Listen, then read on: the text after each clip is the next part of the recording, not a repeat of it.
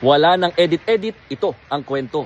Nandito ako ngayon sa Barangay Manibok sa bayan ng Lingayen sa Pangasinan kung saan apektado pa rin ng pagbaha itong lugar dulot ng walang patid na ulan dala ng hanging habagat na pinalalakas ng Bagyong Luis. At ito nakikita sa likod ko mga kapatid, parang mala Waterworld pa rin na eksena. No? Actually mas mababa na ho yan kahit papano kumpara kahapon. Ngayon nasa halos bandang hanggang hanggang binti na lamang ng mga residente itong tubig dito sa area, pero talagang halos lahat balot pa rin ng tubig itong kanilang malaking bahagi ng barangay, no?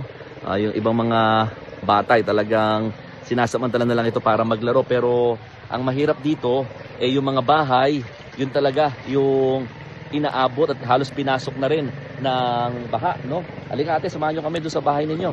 Oo. Ang sabi nila, itong bahay na to mga kapatid, itong baha na to, mababa pa to, technically.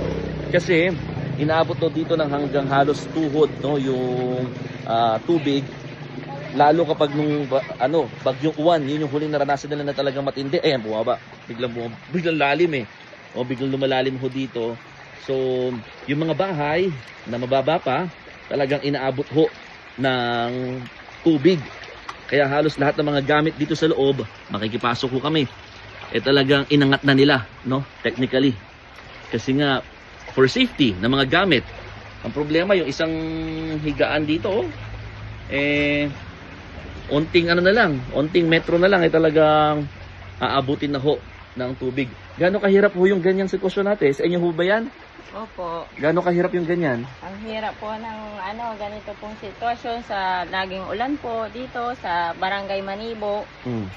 Mga gamit nakataas lagi. Gawa ng ulan. Pero ano kayo? Lilikas po ba kayo kung sakali? Opo, lilikas po kami pag talagang tumaas po yung tubig. Hindi po sa doon na lang po sa kabilang bahay. Gaano katagal na hong ganitong nararanasan ninyo ng mga baha?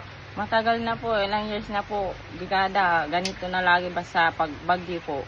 Hindi, ang hirap po ng sitwasyon ninyo palagi. Opo. Grabe pala.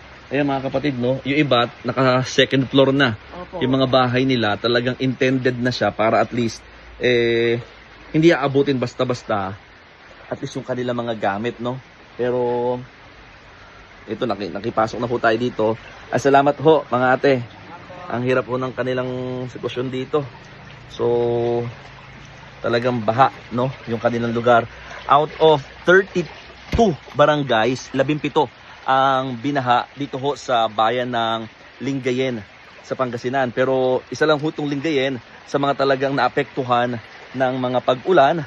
Dala nga ho nitong hanging habagat na pinalalakas ng Bagyong Luis. So, hindi ho halos madaan. Kanina may mga dumadaan mga sasakyan dito, mga ilan-ilan lang, usually mga motorsiklo na matitibay sa mga sasakyan matataas. Pero kapag ito umabot pa ng tuloy-tuloy na ulan, talaga may hirapan na ho talaga, no? Yung mga motorista.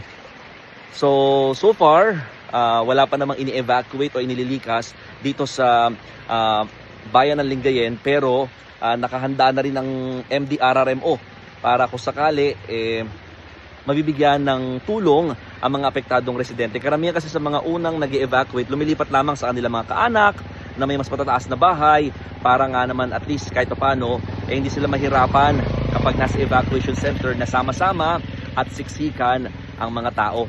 So, tuloy-tuloy pa rin po. Nakikita nyo, no, yung buhos ng ulan dito sa lugar.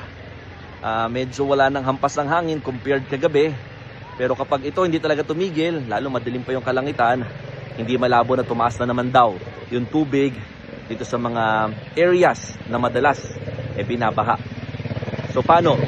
Ako po si Mon Gualvez ng News 5 at yan ang aking istorya ngayong araw.